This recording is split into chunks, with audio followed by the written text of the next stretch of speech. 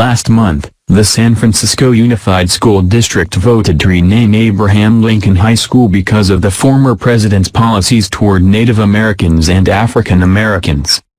As Jeremiah Jeffries, chairman of the renaming committee and a first-grade teacher, argued, Lincoln, like the presidents before him and most after, did not show through policy or rhetoric that black lives ever mattered to them outside of human capital and as casualties of wealth building. Such a statement would have perplexed most Americans who lived through the Civil War. On January 1, 1863, Lincoln issued the Emancipation Proclamation, which declared enslaved people in areas under Confederate control to be forever free. 2 years later he used all of the political capital he could muster to push the 13th Amendment through Congress, permanently abolishing slavery in the United States. Lincoln's treatment of Native Americans, meanwhile, is a complex issue. Sherry Salway Black, Oglala Lakota, suggested that the majority of his policies proved to be detrimental to indigenous Americans, resulting in significant loss of land and life. Critics often cite Lincoln's approval of the executions of 38 Dakota men accused of participating in a violent uprising. It remains to this day the largest mass execution in United States history.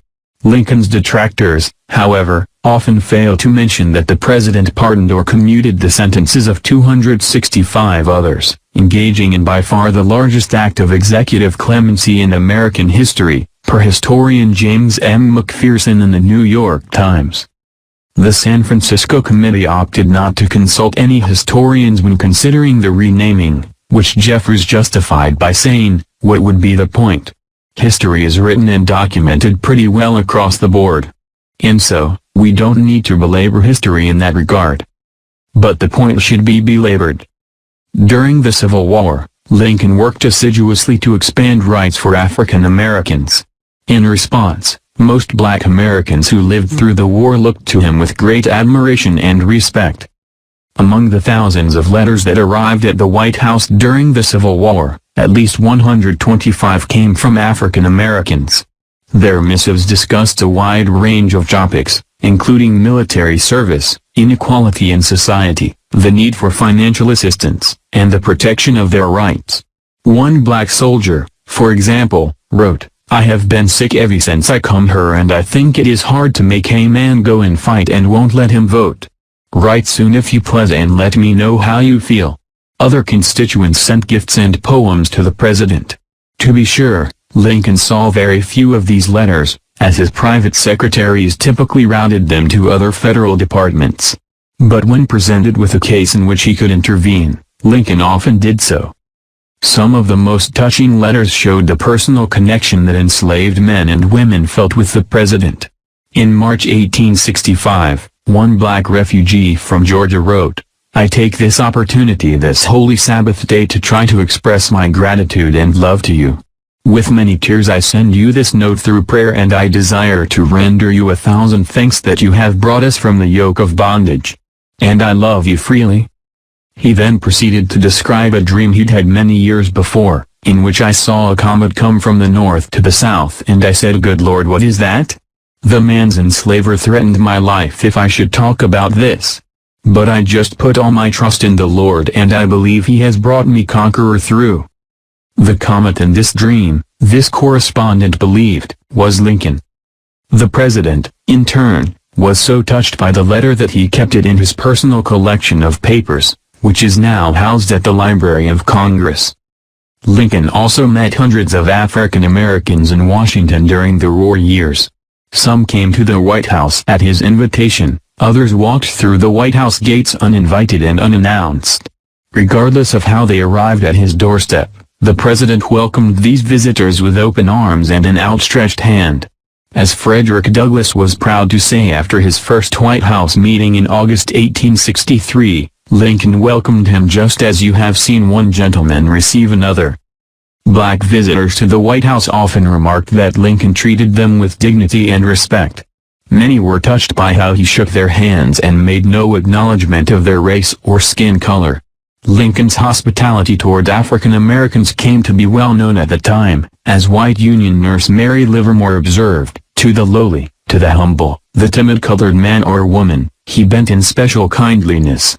Writing in 1866, a Washington journalist similarly noted that the good and just heart of Abraham Lincoln prompted him to receive representatives of every class then fighting for the Union, nor was he above shaking black hands, for hands of that color then carried the stars and stripes, or used musket or saber in its defense. Lincoln appears to have always shaken hands with his black guests. And, in almost every instance, he seems to have initiated the physical contact, despite the fact that shaking hands, for Lincoln, could be an understandably tiresome chore. He does it with a hearty will, in which his entire body joins, wrote one observer, so that he is more weary after receiving 100 people than some public men we could all name after being shaken by 1,000. Yet the president warmly, kindly, eagerly and repeatedly grasped the hands of his black guests. This seemingly small gesture should not be discounted, for it carried not only great personal meaning for the visitors, but also important symbolic meaning for all Americans who witnessed the encounters or read about them in the newspapers. Most white politicians would not have been so genuinely welcoming to African Americans. As historian James O. Horton and sociologist Lois E. Horton wrote in 1998, Black Americans often worked with white reformers, who displayed racially prejudiced views and treated them with paternalistic disrespect, including refusals to shake their hands. Reformers continued to offer snubs like this in the post-war period. During his run for the presidency in 1872, for example, newspaper publisher Horace Greeley ostentatiously showed disdain for a black delegation from Pennsylvania that sought to shake his hand. Not so with Lincoln. On April 29, 1864, a delegation of 6 black men from North Carolina, some born free, others enslaved, came to the White House to petition Lincoln for the right to vote. As the men approached the executive mansion, they were directed to enter through the front door, an unexpected experience for black men from the South, who would never have been welcomed this way in their home state. One of the visitors, Reverend Isaac K. Felton, later remarked that it would have been considered an insult for a person of color to seek to enter the front door of the lowest magistrate of Craven County, and ask for the smallest right. Should such a thing occur, Felton said, the black offender would have been told to go around to the back door, that was the place for niggers. In words that alluded to the Sermon on the Mount, Felton likened Lincoln to Christ. Lincoln spoke with the North Carolinians for some time. He shook their hands when they entered his office and again when the meeting ended. Upon returning home, the delegation reported back to their neighbors about how the President received us cordially and spoke with us freely and kindly. Outside of the White House, Lincoln also showed kindness toward the black Americans he encountered. In May 1862, he visited an army hospital at Columbian College, now George Washington University, where a white nurse introduced him to 3 black cooks who were preparing food for sick and wounded soldiers.